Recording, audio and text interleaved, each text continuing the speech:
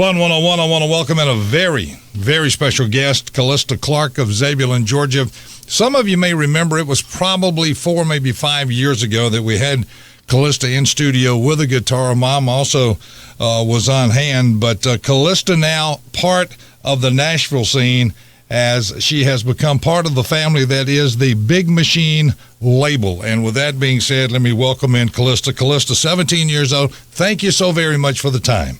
Hi, how are you? So good to talk to you again. Yeah, I'm doing great. I know you are. So if you don't mind, before we get to how you made your way to the Big Machine label with Scott Borchetta, let's back it up. But if you don't mind, go back to the very beginning and how music was integrated into your life. The very beginning. All right. The very first place I ever sang at was my granddad's church. And I still sing there every single Sunday. I'm a Zebulon girl. And I'm from a very musical family. My grandparents sing, my siblings sing, my parents sing, like everyone. So that was the very first place I ever sang. And then from there, I would go to a few places in Zebulon, like the Music Barn, the Opry House, with my siblings, and we would sing there. And we were known as the Clark Kids. And we would sing the 80s and 90s country, the classic rock, the Motown, all my favorite kinds of music to this day. And I think, you'll hear a little bit of all of those in the songs that I just put out. Was it your granddad that was instrumental in pushing you along the way to a musical career?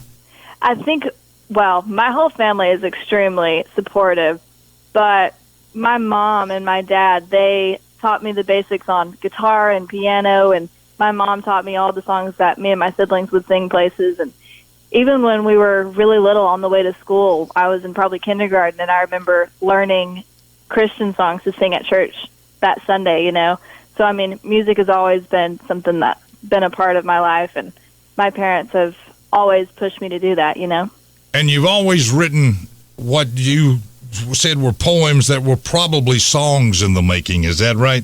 Yeah, the very first song I ever wrote started out as a poem through a school poetry contest, and then my mom read it, and she had been writing songs for church and things like that, and she read it, and she was so excited because she just knew it was supposed to be a song, I guess, and it ended up turning into one. And from there, I started writing with my mom and then writing by myself more and more and just learning more about it. And then I started getting all of the amazing co-writes I've been fortunate to have in Nashville.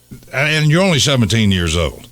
But when is it that the bug bit you that you knew that this is something that you were going to be pursuing as a career? How far back does that go? Well, I think there have been a lot of those moments. One of the earlier ones I remember, I was in a group through Georgia 4-H called Clovers and Company, and it was my very first year. I was 9 years old, and it was actually before I even had any official shows with them, but they invited me to go to something with just a few students that had made it in, and I was one of them, and I had just started playing ukulele, and as a matter of fact, I did one song with the karaoke track and one song with ukulele, and I was so terrified, and we were playing out of college, so it was a really big auditorium, really big audience. I was absolutely terrified, and I just walked out and I started playing, and by the time I was done, everyone was standing and cheering so loud, and I was so overwhelmed. I went off stage and started crying because I didn't know what to do. I didn't know what was happening. I didn't think people were going to react that way at all. But from that moment on, and there was moments before that and moments after that, but that was just a really special moment to me, and when I realized that maybe I had something special and something different. Do you recall what that song was you played with the ukulele at that time? It was Stars by Grace Potter, I'm pretty sure. How did you get to YouTube? Whose idea was it to, all right, Callista, sit down, let's play, we're going to record this, we're putting this to YouTube? Because a lot of people do this, not real serious about it, but what led you to post to YouTube? And do you recall what the first thing was you put to YouTube? Yeah, so I had been posting to all of my socials for a while. I started posting videos to Instagram because I was in groups like 4-H, the Clovers and Company, and I wanted to be able to keep in touch with people from all over the state of Georgia and people who love to do what I love to do. So it really just started off with, staying in touch with friends, and that was all I thought of it. And then I kept posting more and more and started gaining more and more followers. And the video actually went viral first on Facebook. And it was a video of me singing Have You Ever Seen the Rain by Creedence Clearwater Revival. And it's one of the songs that my brother used to sing when I would go perform with them. And my granddad, the same one that's the pastor of the church, he was like, you should bring back some CCR for your next cover that you do. And we were at the beach, and it was dark outside, and it was really last minute that I covered it, and I didn't even brush my hair or anything. I was just looking at the chords on my phone, and I posted it, not thinking anything of it. And it now has around 28 million views. And my manager, Scooter Braun, and his partner, Allison Kay, they saw me from that for the first time and invited me out to LA to meet them the next week. And then, so that was when I was 13. And then they introduced me to Scott Borchetta and my incredible team with Big Machine when I was 14. So after you made that initial contact out in L.A., how soon down the road did it all fall into place for you that you became a part of the Big Machine label group? It was pretty soon. Scooter and Allison and Scott and everyone were just so nice. And the second I met all of them, it just felt, I just knew I was supposed to work with them, you know, and we had been praying about it a whole lot and just hoping that it would be obvious who I was supposed to work with and who would be the right people. And when I met them, we just knew that they were who I was supposed to be working with. You just referenced, Have You Ever Seen the Rain? Was that a favorite of yours? How did you come about with that selection to put it out on YouTube? Yeah, my favorite kinds of music are the classic rock, and that one's definitely the more soul country, southern rock type song, and I absolutely love CCR. And yeah, it was my granddad's idea to play that one. I had been doing all kinds of different covers between pop, country, Christian music, everything. And he suggested that I played that one. So I actually looked up the chords to Bad Moon Rising by CCR. And I was like, maybe not this one. But I covered that pretty recently, actually. But he suggested that one first.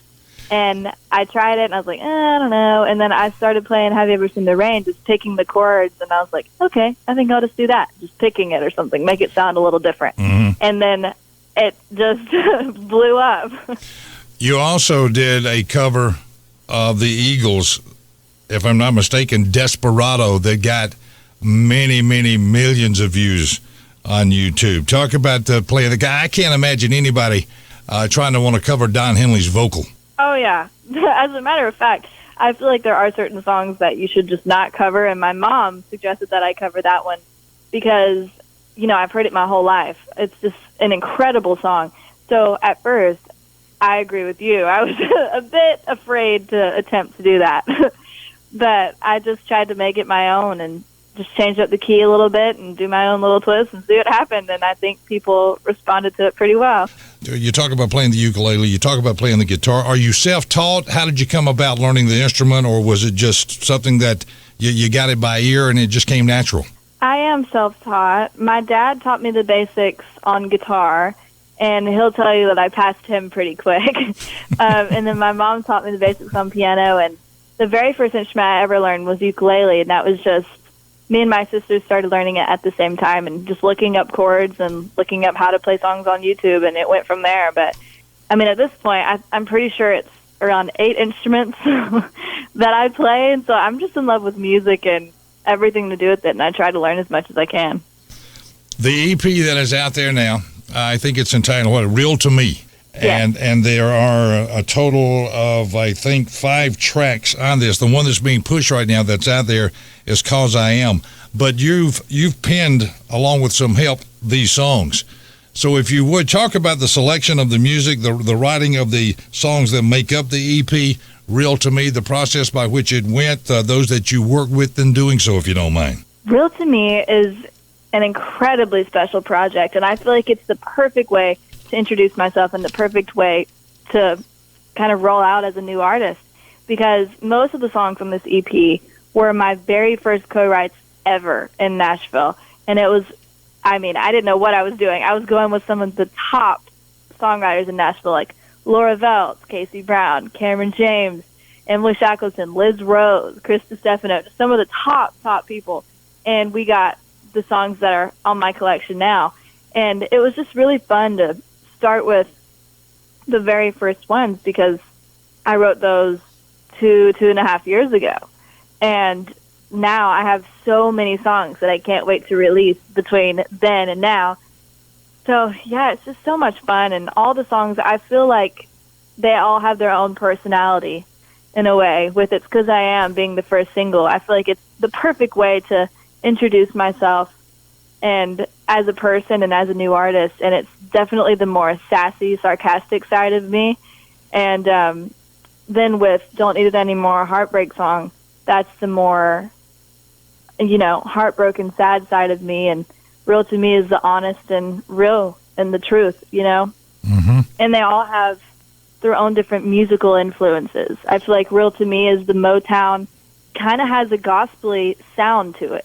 And then when you get into Change My Mind and It's 'Cause I Am, they just sound like the straight-up 80s and 90s country that I grew up singing, the Judds, the Bonnie Raitt sound, And then it was really fun. The other track was Don't Need It Anymore. But all of these songs that you have penned, they come from personal experiences. Am I correct in saying that? Yes, definitely personal experiences. So now that, as we wind it down here, now that you have been writing since you were preteen, and you've got all this poetry/songs that are there, will you be pulling from any of those? I mean, you've got to have a heck of a catalog that you can go to as far as things that you have written. Will you be pulling from any of those, or will everything be fresh? I think I'll definitely be pulling from those. There are tons of songs that I've written in the last 2 years that I am so anxious and excited to get back into the studio and record. I mean, that can't come soon enough. And I mean, I've been waiting so long to put out this collection because I knew which ones I wanted to put out first and which ones felt right. And it's just been a whole lot of patience and waiting, and now it's finally here, and I cannot wait. So excited. So what is next for you? So where are we going from here? Is there a tour? I know we've got this coronavirus, and I want to ask you that. How has that played a part in what was to unfold for you originally, or did it? It definitely changed up things a whole lot. So the last song I wrote for this collection was It's 'Cause I Am. That's the newest one. Mm-hmm. And it was written the December before 2020. And I was supposed to be in studio, top of 2020, and then releasing music. That was supposed to be go time, And with everything shutting down, I had to stay at home. And so I tried really hard to just take that time to keep learning new instruments, keep writing, being as creative as I could. And then I ended up getting to go back into studio to cut them with my producer, Nathan Chapman, in the summer. But it wasn't the typical recording style because we had all of the musicians send in their parts from their house. And then Nathan mixed it, sent it to me. And so we were able to go back and forth a lot more than we would have, if it was in person, the typical recording style. So, yeah, it ended up being a lot better for me. I was way more involved. Was this a tough adjustment for you to do, to go through this process that you just described? Yeah, it was, because I'm such a hard worker and just always wanting to continue to do stuff and grow and learn, and just I like to constantly be doing something as well. Mm-hmm. I love to be busy. So when all this happened, I just kind of had to stop. And I just feel like I'm not the kind of person that would have, unless the whole world kind of made me. But I do think it was very beneficial for me as a person, me as an artist, to just learn and grow and keep writing and all of the things that I might not have before or might not have had enough time for, So what about this spring and this summer? I know they're trying to get these venues reopened. Is there a tour that may be being planned? Anything that you can relate to us as to what the spring and summer may bring for you? I honestly don't know. I hope so bad that I get to do live shows soon. I miss it so much, but I honestly don't know, and I cannot wait to see as well. When I talk to people that get to Nashville, and I've done a few interviews, and they talk about the doors they had to knock on, and finally they get that one opportunity, that one door opens for them. You, however, have this unconventional means by which this has come to you, and that being with the internet sensation of what YouTube is and getting it out there, and people say they actually, and this is not completely unheard of, but for the most part I think a bit unusual, they actually found you, didn't they? Yeah. I think it's the craziest thing. I don't know what they saw in me, or even still to this day, it's so hard for me to believe that it's happening and that they kind of chose to work with me. Yeah. And I want to ask you one more thing, and if you would, give me a little details, because we're going to play it. We're going to put this thing in rotation.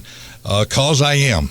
Can you give me good backstory on this song and why this one was selected from the EP to be the lead single to come from it? Yes, I can.